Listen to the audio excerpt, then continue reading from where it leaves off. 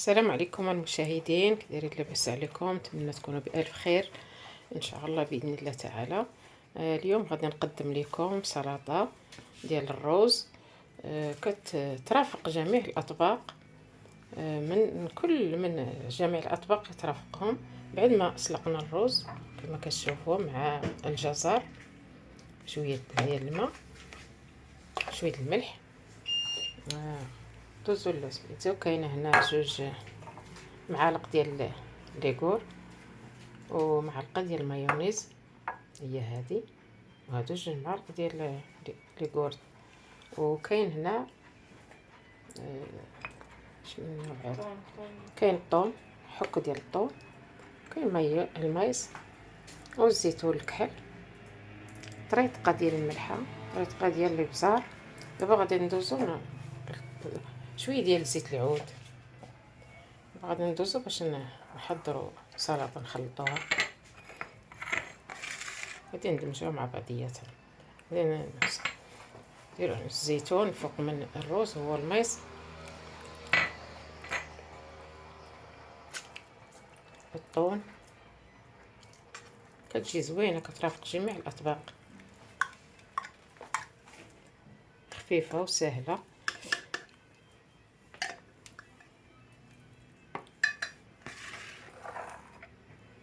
زيتو طريقه الملحه هي على ليغورت مع مايونيز، شويه زيت العود، معلقه ماشي بزاف. ندمجو الكل.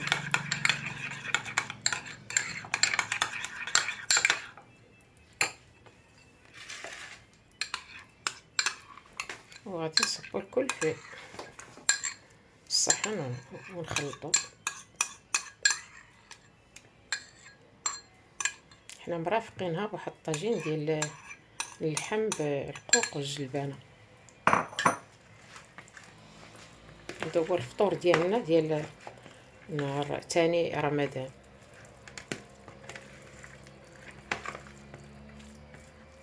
بعد ما ندمجو هاد العناصر كلها نحطها في صحن واحد، ولا نفرقوه على طبيصلات، كل واحد الطبسيل ديالو.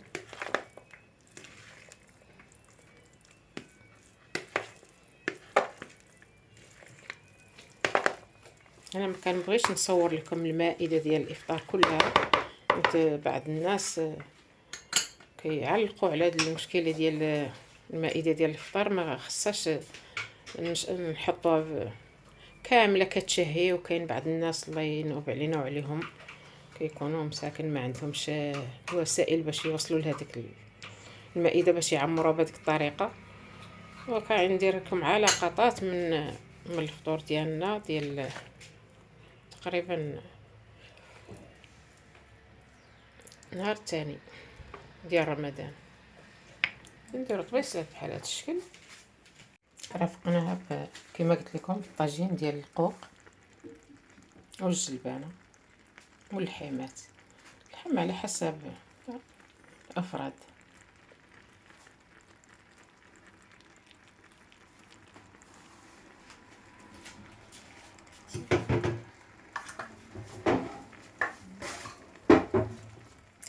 حتى الوقت ديال الجلبانه وديال القوق الانسان خصو يستافد منهم، ياكلهم بواحد الكثره.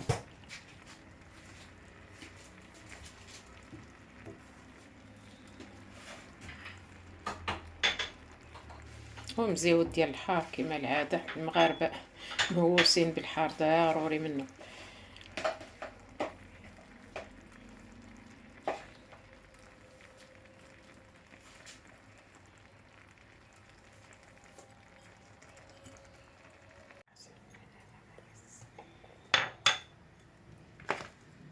الروز غادي نعمروه فيه بسلات صغار لجبيب ناس صغار، ولا على حسب اللي غادي يتكال.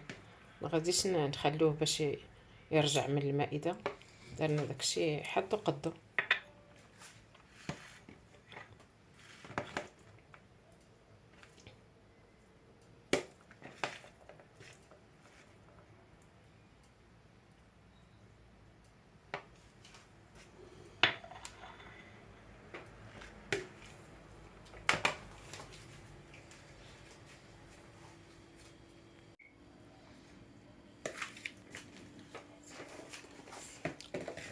السلطه ديالنا هي هذه كتبان كتشهي باينه مع الصيام، باينه كتشهي. نتمنى يعجبكم الفيديو ديال اليوم. نتلاقاو في فيديو اخر ان شاء الله باذن الله. صيام مقبول للجميع.